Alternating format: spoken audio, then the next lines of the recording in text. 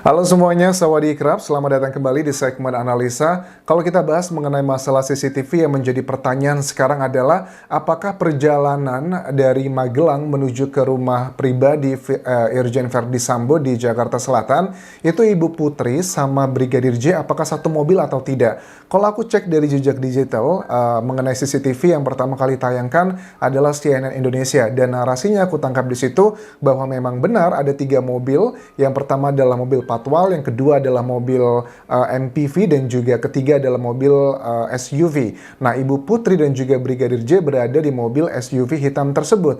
Tetapi pada saat kita bandingkan dengan keterangan dari tim kuasa hukum Baradae, yakni adalah Diolipa, dikatakan bahwa Baradae bilang bahwa Ibu Putri dan juga Brigadir J tidak satu mobil.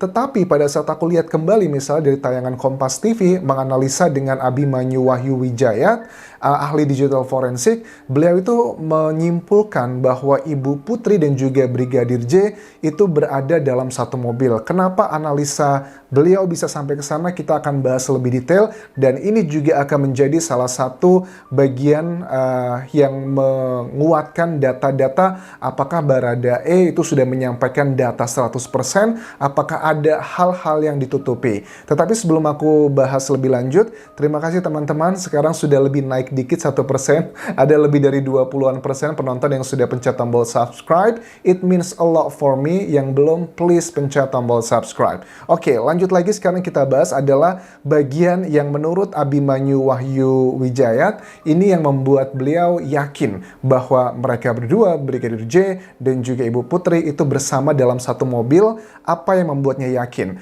Pertama adalah datanya begini. Ini ada data yang aku lihat capture-annya. Kalian bisa lihat di sini. Capture-an Ibu Putri masuk dan juga Ibu Putri keluar. Kalau dari Ibu Putri masuk, itu capture-annya teman-teman, itu di real time-nya 15.41.29. Sedangkan kalau CCTV time-nya 14.57.45. Oke, terus kalau yang Brigadir J masuk, real time-nya 15.41.29, artinya nggak ada perubahan. Tetapi kalau CCTV time-nya 14.57.45.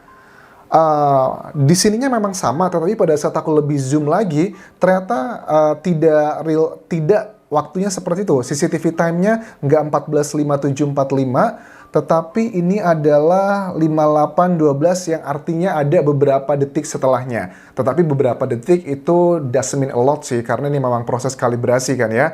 Artinya apa, Jas? Dari data ini sendiri. Nah, menurut Abimanyu Wahyu Wijaya ini, dia melihat, menganalisa, misalnya di sini bahwa Brigadir J yang di sini coba lihat. Nah, mereka satu mobil katanya, karena kelihatan waktu mobil Ibu Putri sampai parkir, nggak parkir yang settle, sampai, itu si Putri langsung masuk dan keluar mobil, dan beberapa detik kemudian diikuti oleh Brigadir Joshua. Makanya saya yakin mereka di mobil yang sama. Iya, bagi aku juga logika Abimanyu ini cukup beralasan, karena memang jaraknya sangat dekat sekali. Misalnya begini, kan ada 2 mobil nih. Kalau patwa kan ya sudah kelar lah ya tugasnya.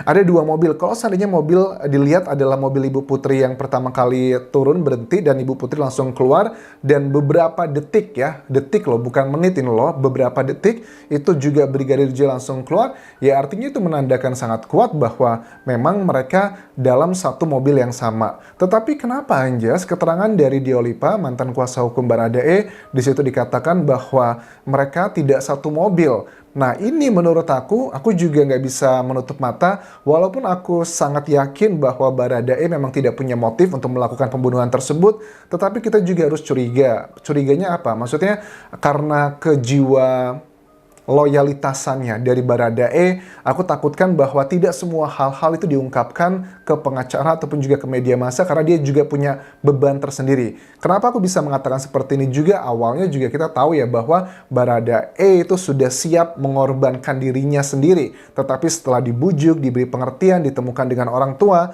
yang ini dikatakan dari kabar eskrim, itu akhirnya Baradae berubah pikiran dan menyatakan beberapa hal yang sangat mencengangkan. Dan itu juga yang disampaikan sebagian oleh mantan kuasa hukum dari Baradae. Aku yakin, sangat yakin sekali yang kita ketahui dari Baradae itu mungkin hanya potongan-potongan fakta dan tidak semuanya juga itu sudah real. Nah, kalau untuk masalah keterangan saksi atau tersangka ya, sudah tersangka kalau Baradae, keterangan tersangka atau dengan alat bukti yang misalnya keterangan ahli seperti ini, mana yang lebih dirilaikan? Menurut aku sih kalau bagian ini harus kita juga considerate atau mempertimbangkan keterangan dari ahli digital forensik ini. Ya, logika-logika aja. Misalnya adalah sekarang kalau aku tangkap juga dari Kadif Humas Polri dan juga dari Kabareskrim, semua mereka-mereka yang mengawal kasus ini sepertinya kan sangat menjaga sekali motifnya agar tidak keluar sekarang ke media massa. Well,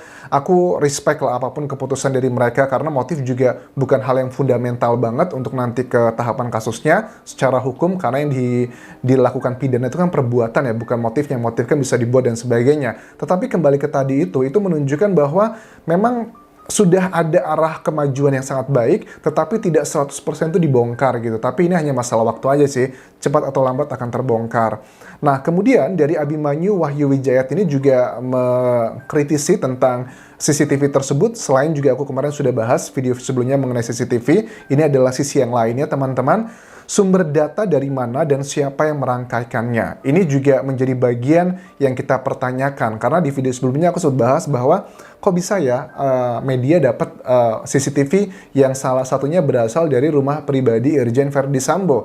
Bagaimana mungkin CCTV yang dari rumah pribadi bisa bocor, sedangkan kita mencurigai ada banyak CCTV yang sudah dihancurkan, dimanipulasi, dan sebagainya. Apakah itu adalah sebuah kehebatan dari medianya, ataukah itu adalah bagian dari tim yang melakukan framing orang-orang yang masih mendukung Verdi Sambo disebarkan ke media massa? Jadi kita juga harus berpikir kritis pada saat melihat sebuah berita. Tentunya ada hal yang kita juga waspada gitu. Ini juga sama nih, dari Abimanyu mengatakan hal yang kurang lebih sama, sumbernya dari mana dan siapa yang merangkaikannya.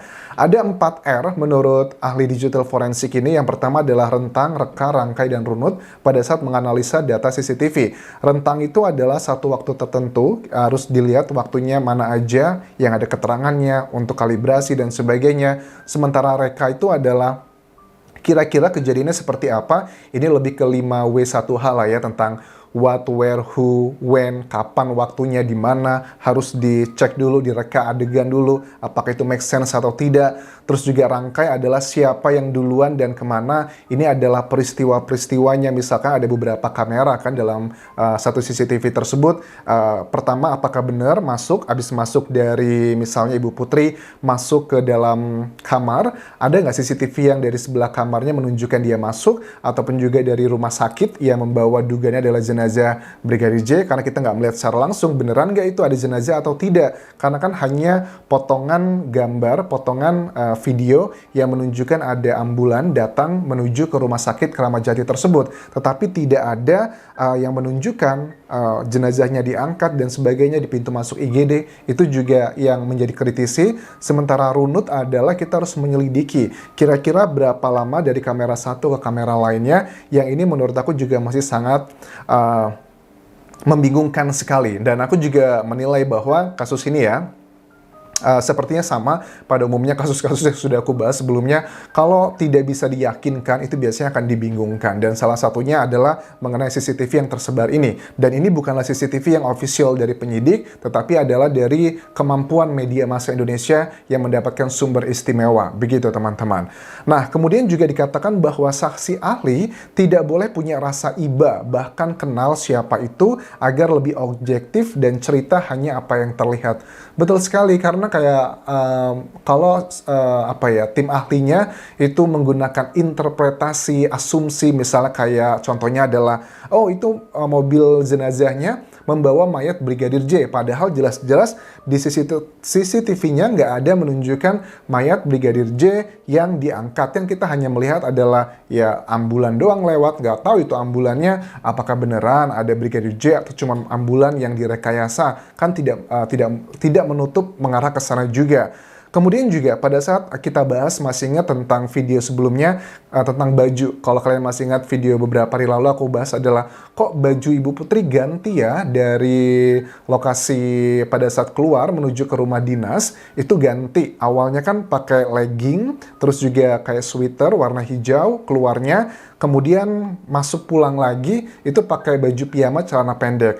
Kalau hitunganku di video waktu itu, ternyata kan aku hitungnya 18 menit. Tetapi dari kalibrasi tim Kompas TV ini ngitungnya malah lebih pendek lagi, ya. Ini adalah sekitar 13 menit aja. 13 menit untuk pergi dan keluar dan ganti baju. Maksudnya keluar ini adalah dari rumah pribadi menuju ke rumah dinas yang jaraknya sekitar 500 meter. Tetapi kalau pakai mobil, ya artinya akan lebih lama memakan waktunya.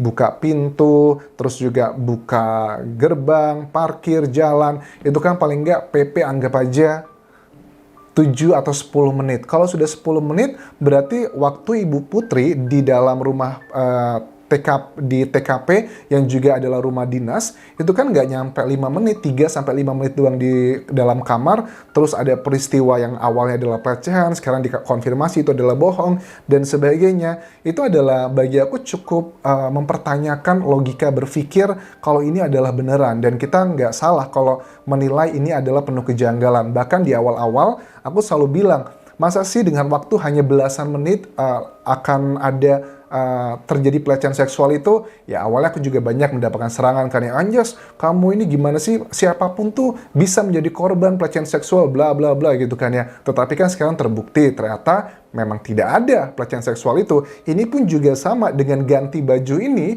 juga teman-teman ada yang komentar sebelumnya, Anjas ini kenapa sih masalah ganti baju aja jadi masalah? Bukan masalah ganti bajunya, tetapi logika berpikir, kok bisa peristiwa sebegitu banyak, waktu yang mepet gak nyampe 5 menit. Kalau versi Kompas TV ini ada beberapa peristiwa penganiayaan, dugaannya, pembunuhan, penembakan, ada 7 plus 5 peluru, ganti baju. Itu kan hal yang sangat nggak make sense banget. Nah, bagi aku sejujur, ini kronologi yang disampaikan Ferdy Sambo di hasil pemeriksaan pertama yang lalu, bahwa katanya dia marah karena ada terjadi dirubah gitu kan ya, hal yang melukai harkat dan martabatnya yang terjadi di Magelang. Itu juga perlu dipertanyakan, karena kalau menurut dari ahli digital forensik ini, mereka ini, Brigadir J dan juga Ibu Putri, satu mobil. Dan aku juga cenderung setuju mengarah ke sana dengan fakta yang aku sampaikan tadi. Dan logikanya, kalau memang terjadi sesuatu hal yang menurut Ferdy Sambo dilaporkan oleh istrinya, harkat dan martabatnya dicabik-cabik lah seperti itu sama Brigadir J, mana mungkin mereka bisa satu mobil? Jangankan satu mobil, satu rombongan aja itu udah nggak make sense sebenarnya. Apalagi kalau data ini benar, mereka dalam satu mobil yang sama, itu jelas-jelas bisa membantah apa yang disampaikan dari Brigadir Ferdy Sambo tersebut. Nah, terus juga kan ada yang bilang, ya seperti aku bilang di awal tadi, bahwa gimana dengan keterangan Diolipa, mantan kuasa hukum dari Baradae, katanya mereka tidak satu mobil. Bagi aku juga itu cukup meragukan, apakah Baradae sudah beneran menyampaikan 100%, apakah ada bagian-bagian yang ditutupi. Oke. Aku rasa itu yang bisa aku update untuk video kali ini. Kalau menurut kalian, apakah kalian lebih percaya bahwa Ibu Putri dan juga Brigadir C dalam satu mobil, ataukah mereka memang satu rombongan yang sama tetapi berbeda mobil? Kalau kalian punya data-datanya bisa tuliskan di kolom komentar ini. Ingat ya bahwa ada 3 mobil ya, selain mobil dari Patwal. Pertama adalah mobil MPV hitam, yang kedua adalah mobil SUV hitam. Nah, mobil SUV hitam itu yang dikendarai, dugaannya, aku menduganya adalah Ibu Putri dan juga Brigadir J. So, kalau ada data-data, kalian bisa tuliskan di kolom komentar video ini, ataupun juga bisa DM ke Instagramku di Anjas Asmara di Thailand. Terima kasih sudah menonton. Please teman-teman subscribe channel YouTube ini agar aku semakin semangat untuk mengawal kasus ini hingga nanti tahap akhir di persidangan, hingga nanti tersangka benar-benar mendapatkan hukuman yang setimpal dengan apa perbuatan mereka. Sampai ketemu lagi di video berikutnya. Kapun kerap.